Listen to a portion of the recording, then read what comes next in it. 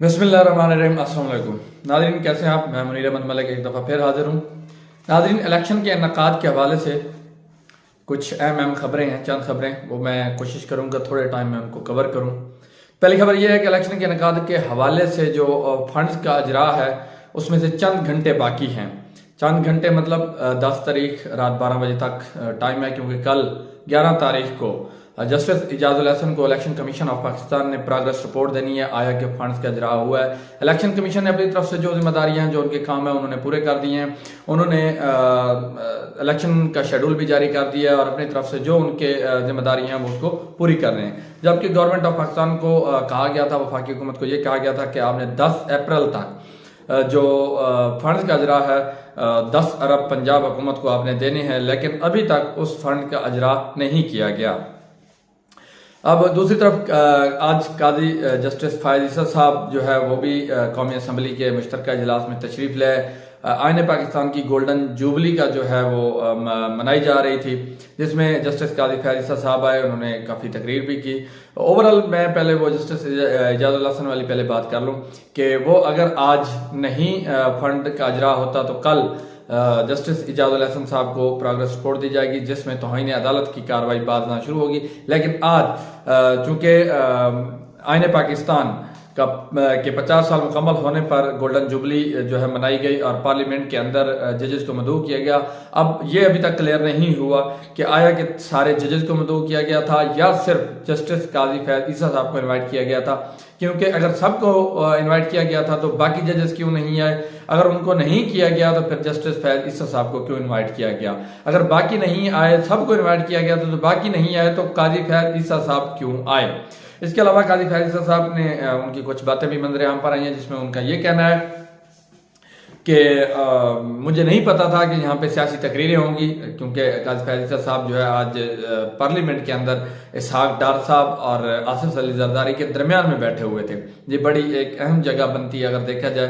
आसिफ अली जरदारी साहब के साथ उन्होंने हाथ मिलाया, लेकिन इसहाक डार साहब के साथ उन्होंने हाथ नहीं मिलाया। बाद उनका ये कहना था कि चूंकि मुझे नहीं पता था कि यहाँ पे सियासी तकरीरें होंगी, क्योंकि बिलावल भुट्टो साहब ने भी तकरीर की, उन्होंने चीफ जस्टिस ऑफ पाकिस्तान पर भी कुछ बातें की। उन्होंने कहा कि सिलेक्टेड चीफ जस्टिस और सिलेक्टेड आर्मी चीफ इस तरह की कुछ बातें की।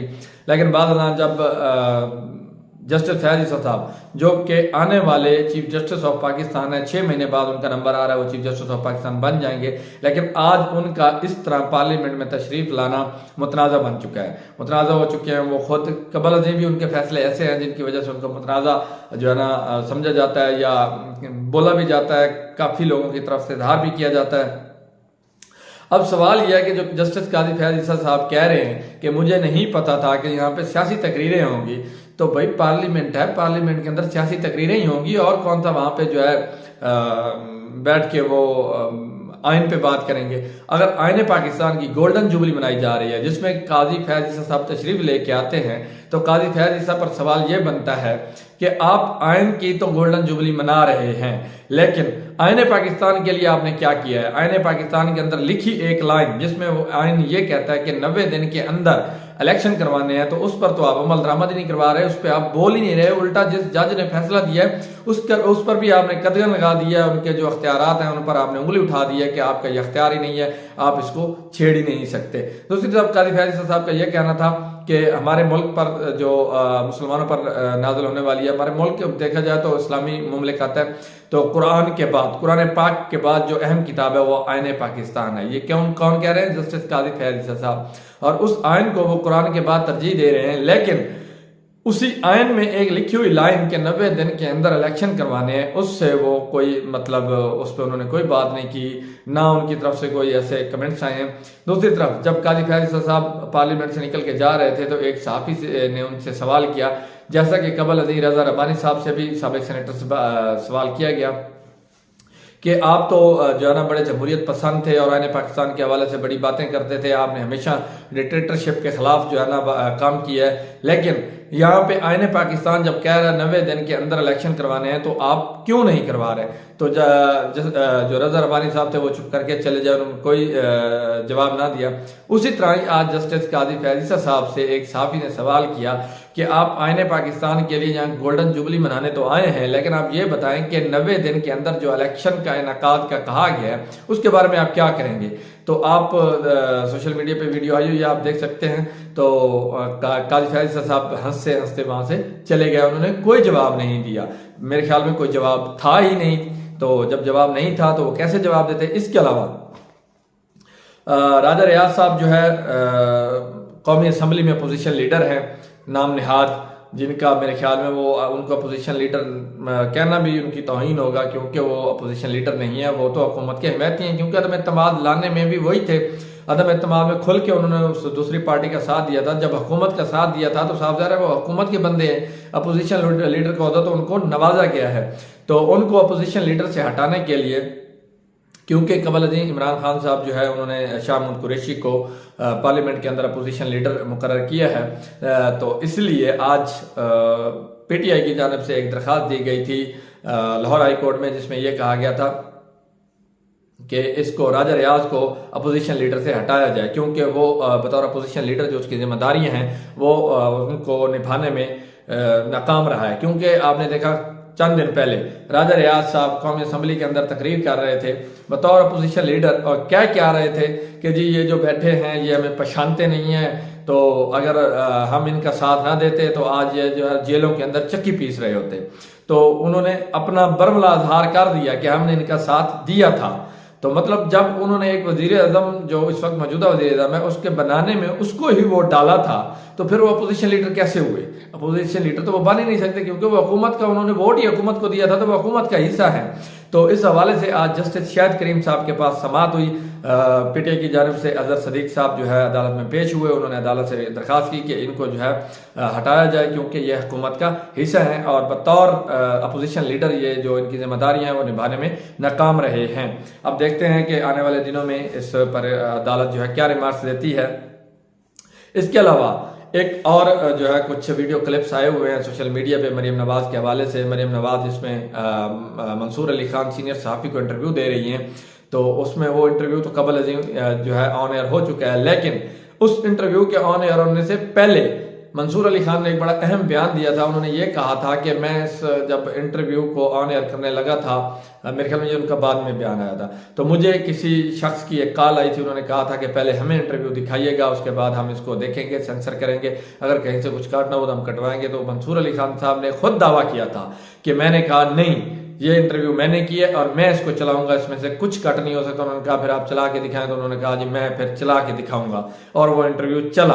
तो बतौर मंसूर अली खान साहब के कि मैंने वो इंटरव्यू पूरा चलाया, लेकिन जो उसमें से किसे कट किए गए वो अब वायरल हो चुके हैं, और जिसमें मंसूर अली खान साहब कुछ सख्त सवाल मरीम नवाज साहब से कर रहे हैं, जो कि BMW की गाड़ी के बारे में है कि आपको कतर की जो है रॉयल फैमिली ने आपको एक BMW दी थी, 3 मिलियन की आपने ली वो तोशा खाने से, उसके बाद आपने वो 9 मिलियन की उसको सेल कर दी।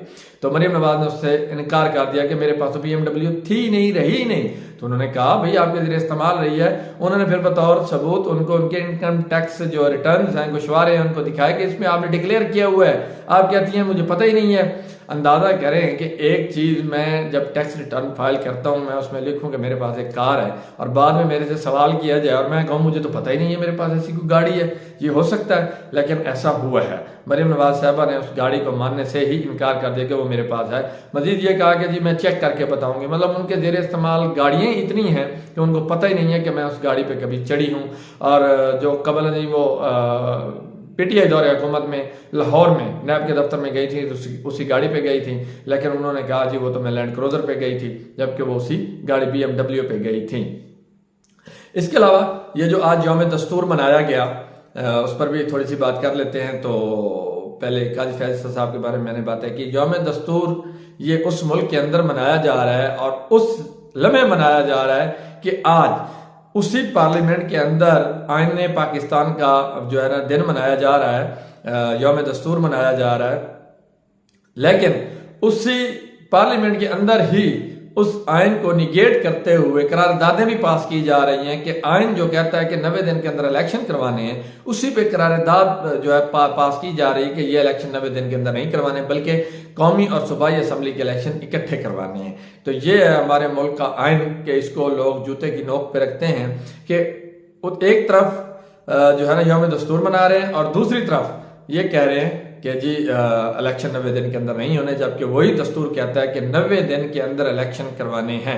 और दूसरी तरफ आ जाते हैं सीनियर साफ़ी हैं गरीदा फरूकी साहिबा, उन्होंने एक ट्वीट किया, उन्होंने कहा है कि चीफ जस्टिस का जो है ना अकेले पार्लियामेंट में आना एक सवाल है, एक सवालिया निशान है कि अगर बाकी जजेस को नहीं बुलाया गया तो क्यों नहीं बुलाया गया, अगर बुलाया गया है तो वो क्यों नहीं आए, अगर वो नहीं आए तो फिर चीफ काजी फयाज ईसा साहब जो है क्यों आए हैं। तो इस तरह के किरदार पर सवालिया निशान बनता है। इसके अलावा सीनियर साफ़ी है महर बुखारी, उन्होंने भी यही बात की है कि ये क्या हो रहा है। इसके अलावा जो फवाद चौधरी साहब हैं पीटीआई के सीनियर रहनुमा हैं, उन्होंने भी एक ट्वीट किया, उन्होंने कहा है कि एक जज के कंडक्ट को पार्लियामेंट के फ्लोर पर जो है ना डिस्कस नहीं किया जा सकता, लेकिन ये जो आज हुआ है ये कुछ ज़्यादा ही हो गया है। मतलब चीफ जो आने वाले चीफ जस्टिस हैं चंद महीनों बाद चीफ जस्टिस ऑफ पाकिस्तान बन जाएंगे। सीनियर मोस्ट जो है इस वक्त वो जज हैं इसके अंदर सुप्रीम कोर्ट ऑफ पाकिस्तान के अंदर, वो पार्लियामेंट के अंदर तशरीफ लेके आए और उनके सामने ही जो है ना चीफ जस्टिस बंदियाल पर हमले किए गए। और आज वो शख्स भी पार्लियामेंट के अंदर मौजूद था, अब्बासी नाम का जो एक MNA है जिसने कल चीफ जस्टिस ऑफ पाकिस्तान को गाली दी, बहन की गाली दी, वो बंदा भी आज पार्लियामेंट के अंदर मौजूद था और वहीं पे चीफ जस्टिस काजी फयाज ईसा साहब भी मौजूद थे। तो काजी फयाज ईसा साहब को सोचना चाहिए था कि उन पे अगर हमला हुआ है तो मुझ पे भी हो सकता है, क्योंकि आने वाले चीफ जस्टिस वही है। तो ये तो एक रस्म है, तो जब रस्म चल पड़ती है तो फिर उससे कोई भी नहीं बचता। 75 साल तारीख में वैसे ऐसा कोई मिसाल नहीं है कि जब कोई चीफ जस्टिस कह लें सुप्रीम कोर्ट या हाई कोर्ट का पार्लियामेंट के अंदर तशरीफ़ ले आया और उनके सामने इस तरह की तकरीरें की गई हों। लेकिन जो है ऐसा हो चुका है ये, और ये पहली दफ़ा हुआ है मुल्क की तारीख के अंदर।